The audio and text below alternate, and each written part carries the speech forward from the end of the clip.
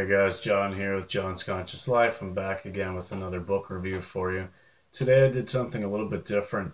Normally I've been doing books related to veganism or at least diet. Today I am reviewing Karen Kingston's Clear Your Clutter with Feng Shui. And this isn't a book that Jamie recommended I read this one, and at first I was like, well, yeah, okay, because we are actually minimalizing quite a bit and getting rid of a lot of stuff, and it feels great. Um, but really, I thought this would be a little bit more about like, just keeping things clean and tidy. But really, this was so much more than that. So I'll just get into it. I've got some notes here. Again, I know I say this every time, but um, for the topic or in the interest of just being authentic and giving a proper review, I'll be looking down a little bit, reading some notes. So apologize for that, but I'm not going to try to memorize everything I want to say and have everything scripted. So, anyways, to get started, clear your clutter with Feng Shui is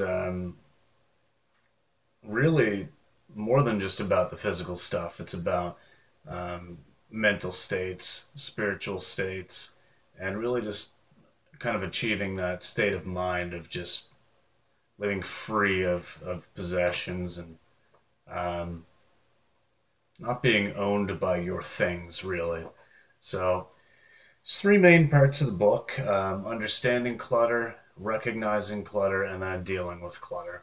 And so, I'll read a couple of things here to help kind of explain a little bit of what Karen tries to say throughout this book. So, um, she says that Feng Shui is the art of balancing and harmonizing the flow of natural energies in our surroundings to create beneficial effects in our lives. These natural energy flows were well known and understood by the ancients, and knowledge of them still exists in some cultures today.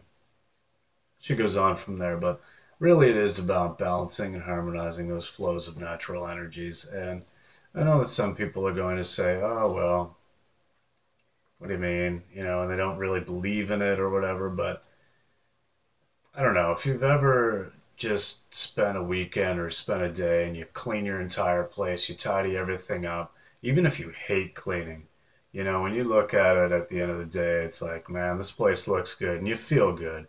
You feel good in a tidy, clean environment. Not to say that you can't have, a little bit of organized mess around, as long as it's, useful and functional.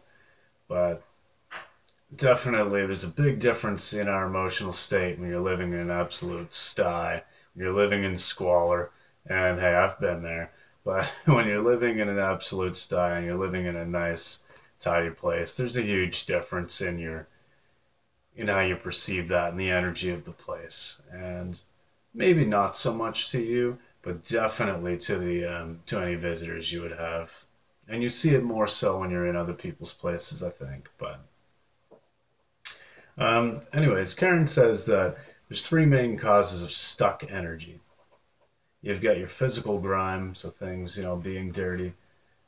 Predecessor energies, so energies that might be associated or stuck in a place due to people that were here before. If um, the last person was really negative, maybe was a violent individual or something like that. Sometimes that weight can just kind of carry on, and I've walked into some rooms or into some places before, and yeah, you can just feel when there's just bad vibes, and you can feel it. There's been times where I've gone to a friend's house or something, or I've gone to a party and people are doing, some drugs or whatever, and maybe they're on like a bad trip or they're freaking right out or something, and I mean, you can feel that. Like I've had it affect me so badly that I've had to leave, even though I wasn't on anything completely sober. I had to leave because that vibe, like it was strong. So definitely that does exist. It's very real. And then the third main cause of stuck energies, she says, is clutter. So I'm just going to read a little bit more.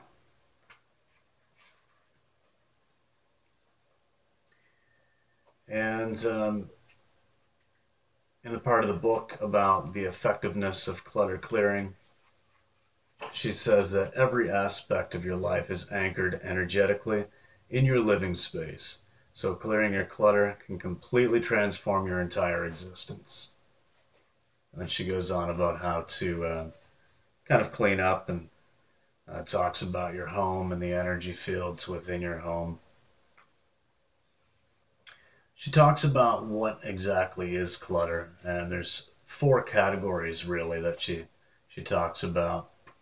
Um, Things that you do not use or love. So if you have something that you really don't use or you have no attachment to, there's just really no use for, maybe it's something you don't even like that was given to you, you just don't have the heart to give it away or throw it out. Things that are untidy or disorganized. If you've got too many things in too small of a place, that is kind of the situation that Jamie and I found ourselves in when we moved from a three-bedroom house with a finished basement, huge place, and we had the place filled up. We'd been there for 4 years, and just kind of slowly accumulated things to fill that large of a space. Now we moved to a condo. It's two-bedroom, kind of a smaller setting, an open concept. It's a lot of extra stuff that, even though we've gotten rid of a lot of stuff, there's obviously still more that we could get rid of.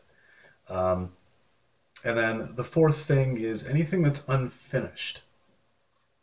And I'll read a little segment about that she talks about. Unfinished items. Buttons that need sewing on, phone calls you need to make, relationships you need to move on from, and many other different forms of loose ends in your life will hinder your progress if you do not deal with them. Your subconscious mind will suppress these things nicely for you if you ask it to, but it takes a lot of your energy to do so. You'll be amazed at how your vitality levels soar if you complete all your unfinished business.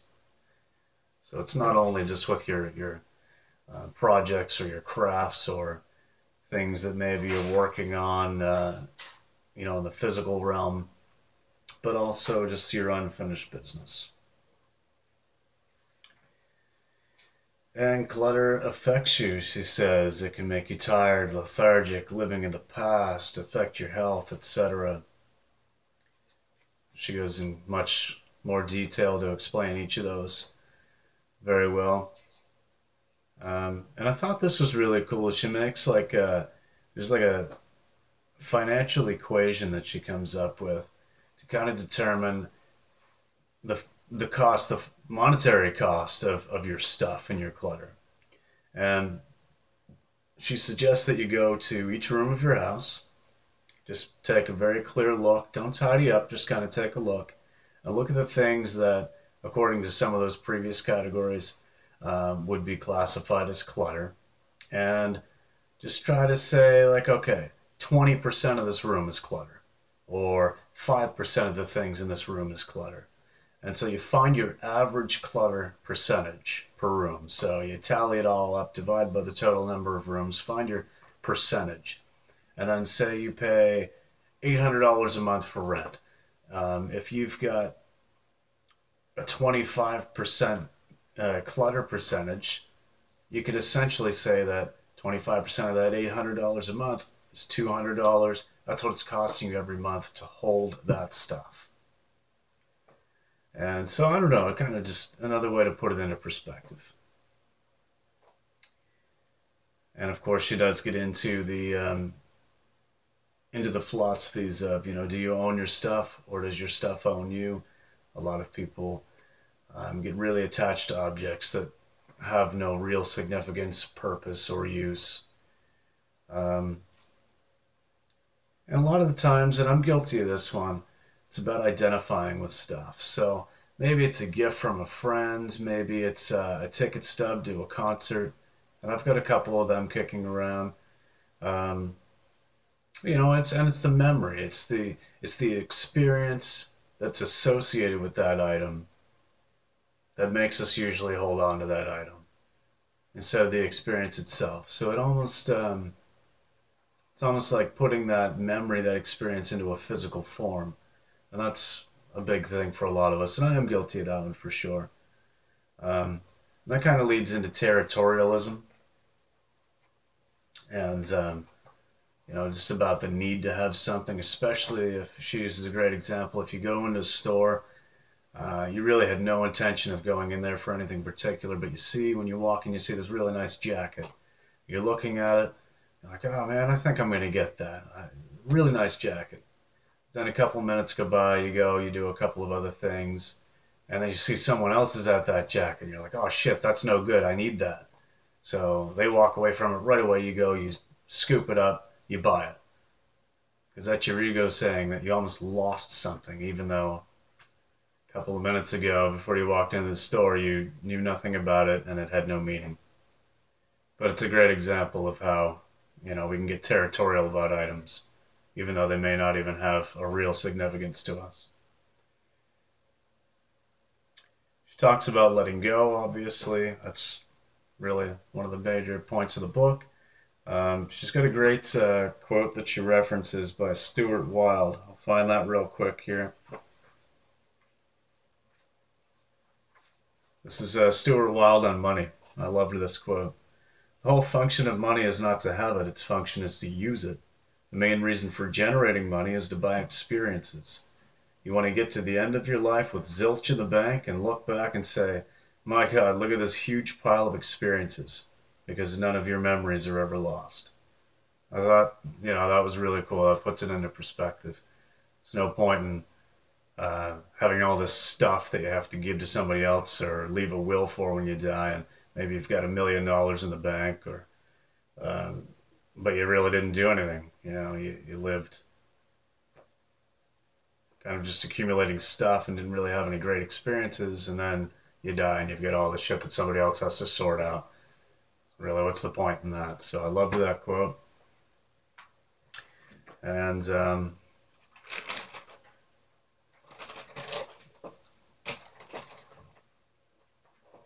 the second part of the book is about identifying clutter, and just kind of talks a lot more about different areas of the house, different rooms, and what some of that symbolic meaning can be. She does actually suggest to have a junk drawer. Regular cleanings, but it is nice to have a junk drawer that, you can just, because it's not about being perfect. It's about kind of keeping the whole nice and organized and clean, and the energy flowing. But you can have that little drawer that you just kind of deal with every now and then. I think that's normal or natural human behavior. Talks a little bit about collections, books being a big one, and just kind of making room for new things and new experiences, but not holding on to things. Books is a big one for me. I wish that I could have, like, I don't know. I'll most likely end up having an entire library of books at some point, but I do understand her points on that one. So, but yeah, leading by example, clearing your clutter out. She says there's 3 main ways to deal with clutter. And there's a little bit of humor in this part, but you can stick it somewhere and let it rot. You can pass it on when you die and let somebody else take care of it. Or you can take responsibility for the fact that you've accumulated these material things and deal with them accordingly.